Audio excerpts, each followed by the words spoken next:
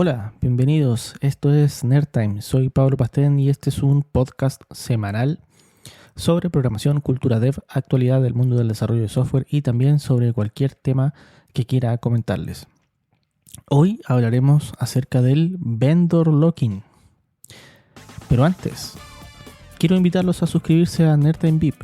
Cada viernes un nuevo capítulo para que hablemos en extenso de temas de ingeniería de software y otros tópicos afín. Todo por 5 euros al mes más impuestos o bien $50 anuales. Te dejo el link en las notas del podcast. Bien, muchachos, bienvenidos a este nuevo capítulo. Quería contarles que hace algún tiempo, como saben, en mi trabajo estamos migrando varias aplicaciones, si no todo, el contexto de los aplicativos a la nube. Y nos ha surgido este problema del vendor locking. ¿Ya? Hay varias aplicaciones que han tenido que replantearse su diseño, esto porque estaban incurriendo en vendor locking y a las gerencias les espantó esto pensando en que podría existir algún momento en que migráramos de la nube en que estamos planificando instalarnos ahora a otra nube, o si quisiéramos hacer una nube híbrida, por ejemplo. Pero, ¿qué es el vendor locking? Cuando queremos desarrollar una solución de software, siempre tenemos que decidir entre generar nosotros mismos todas nuestras piezas o bien utilizar en algún momento una herramienta que nos acorte el camino. Pensando en que si usamos esa herramienta, podemos, desde luego, generar cierta dependencia a ese aplicativo. Y esta dependencia puede ser, por ejemplo, que los programadores expertos a esa pieza sean muy caros. Pero nos acorta 8 meses de trabajo, que tengamos una licencia que pagar, ¿ya? Y tenemos que, por tanto, provisionar dineros para esto, o que la integración dependa mucho de un lenguaje en específico, que dependamos mucho de esa misma aplicación porque tiene mucho consumo, mucho uso, mucho tráfico, y si sacamos esa pieza corremos mucho riesgo, ¿ya? O que si migramos a otra plataforma, este aplicativo no exista o no lo podamos instalar, ¿ya? Así de sencillo. Así que es necesario que evaluemos todas las piezas que vamos a instalar si es que tienen un nivel de vendor locking y cuál es ese nivel, ¿ya? Por tanto, como les decía, esto es lo que se llama vendor locking y como arquitecto es algo que queremos evitar. También como gerente, alguien quiere evitarlo porque no quiere que su plataforma tenga dependencias tan altas. Mientras menos dependencias externas, mejor para nosotros. Pero cierto es que si seleccionamos una plataforma es porque nos trae beneficios que son mayores a las externalidades. Por lo que debemos también considerar para esto en qué momento se encuentra nuestra organización. Por ejemplo, si lo que queremos es acelerar el time to market, entonces no nos queda otra que utilizar la mayor cantidad de herramientas propietarias que se ajusten a nuestras necesidades, siempre y cuando luego permitan integrarse tanto como necesitemos.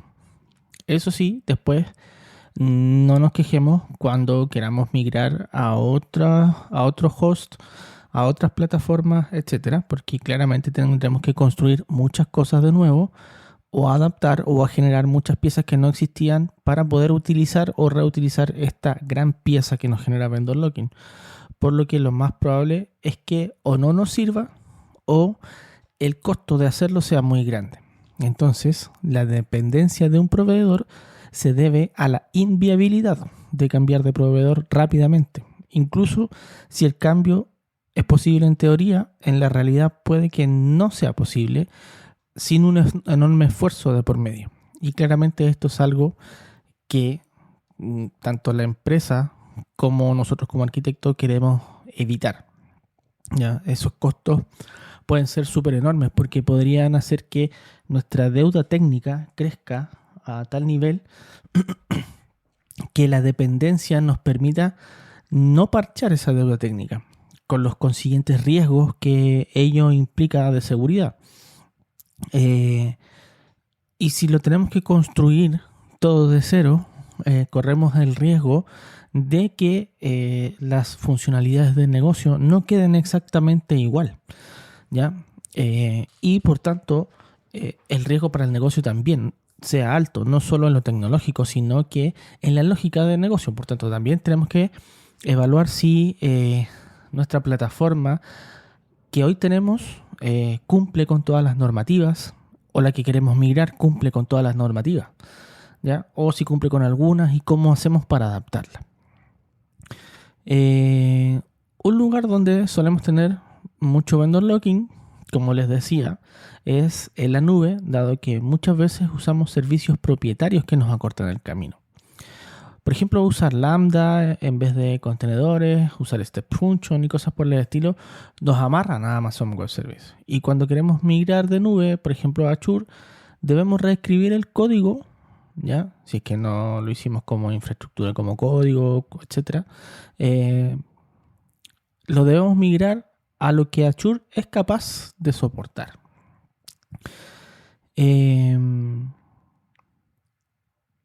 Para que la lógica implementada sea compatible. En efecto, también si se llegasen a deprecar estos servicios en Amazon Web Service, nuestro software también quedaría inhabilitado. Por tanto, aún quedándonos en Amazon, tenemos un riesgo latente de vendor locking, ¿ya?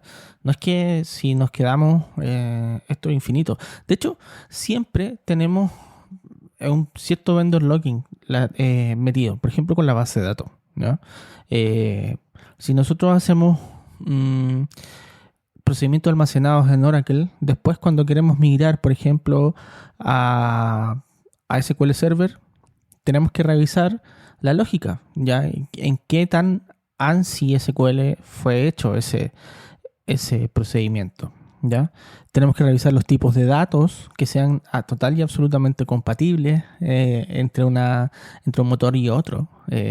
Si queremos migrar a Postgres, también va a ser exactamente lo mismo. Entonces, ya tenemos cierto nivel de vendor locking implícito que no podemos evitar, ¿ya? Solo que tenemos que evaluar bien. Es por esto que la arquitectura debe tener cierto agnosticismo, de modo tal que el software no necesite plataformas propietarias para funcionar, o tantas plataformas que hagan cosas automáticas que nos hagan depender de ellas, ¿ya? Dicho esto, también es importante considerar que asumir cierto nivel de vendor locking es sano, ¿ya? Primero porque no podemos reinventar la rueda constantemente, ¿ya? Por ejemplo, si tenemos muchos procesos que necesitan coordinación y scheduling, no vamos a estar haciendo esto solo por schedule del sistema operativo, ¿no? No es sano, no hay una visualización de todos los procesos, ya no es posible, no es correcto. Entonces es conveniente que para organizarlos compremos un enmayador, como se llama, un control M, un Kawa, no sé, algo por el estilo.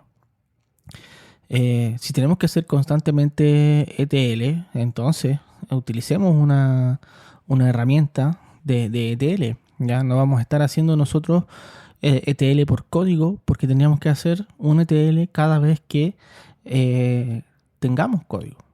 O sea, tengamos que hacer una lógica de extracción, transformación y carga.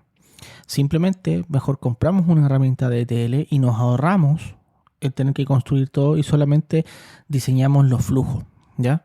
Y eso nos va a ahorrar tiempo, ¿ya? Si bien va a salir caro y nos vamos a ver amarrados, vamos a ahorrar tiempo. Y una herramienta de ETL está pensada para ser utilizada a muy largo plazo, ¿no? Además que son herramientas que por lo general se utilizan de forma interna para generar cargas de datos masivas y procedimientos nocturnos que son necesarios, por ejemplo, para cuentas de luz, para envío de correos y cosas por el estilo. No es necesario que seamos nosotros los que desarrollemos una herramienta de ETL porque, primero, no es nuestro negocio, ¿ya?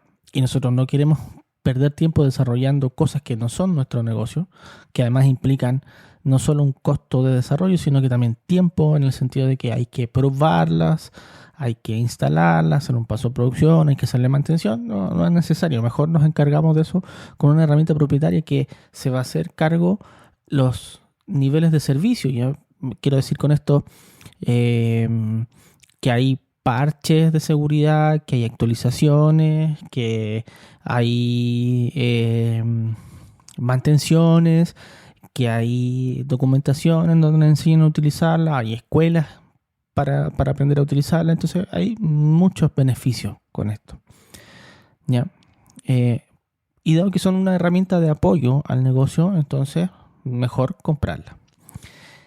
Importante entonces que antes de adoptar una herramienta es evaluar qué tan extensa es la documentación, ya cómo son los SLA de soporte, porque por ejemplo una herramienta open source puede tener una extensión de uso muy grande, me refiero a que hay mucha gente que la usa, también hay muy buena documentación porque hoy día las herramientas open source tienen mucha documentación, pero no tienen SLA de soporte porque al ser open source, por lo general no hay una empresa detrás. Cierto es que podemos usar Linux y no tenemos SLA de soporte, pero podemos pagarlo si usáramos Red Hat, por ejemplo.